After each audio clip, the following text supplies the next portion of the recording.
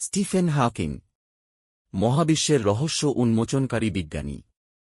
তিনি ছিলেন আধুনিক যুগের অন্যতম মহান বিজ্ঞানী। হুইল চেয়ারে বসে থেকেও তিনি মহাবিশ্বের রহস্য উন্মোচন করেছেন। আজ আমরা জানব কিংবদন্তি স্টিফেন হকিংয়ের জীবন কথা, তার শৈশব ও শিক্ষা। তিনি জন্মগ্রহণ করেন 1942 সালের 8 জানুয়ারি ইংল্যান্ডের অক্সফোর্ডে। ছোটবেলা থেকেই তিনি ছিলেন বিজ্ঞানের প্রতি গভীর আগ্রহী। অক্সফোর্ড বিশ্ববিদ্যালয়ে পদার্থবিদ্যা নিয়ে পড়াশোনা শেষে তিনি কেমব্রিজ বিশ্ববিদ্যালয়ে মহাকাশতত্ত্বে গবেষণা শুরু করেন। তার অসুস্থতা ও সংগ্রাম। মাত্র 21 বছর বয়সে তিনি এক বিরল স্নায়ুরোগে আক্রান্ত হন। চিকিৎসকেরা বলেছিলেন তিনি আর বেশি দিন বাঁচবেন না, কিন্তু তিনি হাল ছাড়েননি। হুইল চেয়ারে বসেও তিনি মহাবিশ্ব নিয়ে গবেষণা চালিয়ে যান।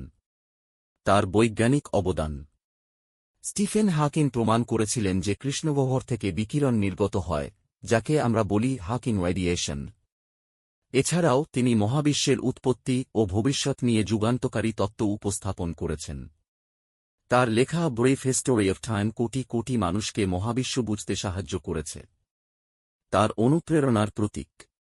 হকিং বক্তৃতা দিচ্ছেন, হাস্যোজ্জ্বল ছবি, ছাত্রছাত্রীদের সঙ্গে মিশছেন। তার মৃত্যু ও উত্তরাধিকার। 2018 সালের 14 মার্চ অ্যালবার্ট আইনস্টাইনের জন্মদিনে স্টিফেন হকিং পৃথিবীকে বিদায় জানান।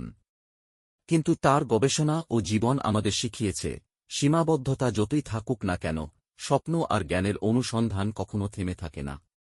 এমন আরও অনুপ্রেরণামূলক জীবনী জানতে আমাদের চ্যানেলটি সাবস্ক্রাইব করুন। ধন্যবাদ।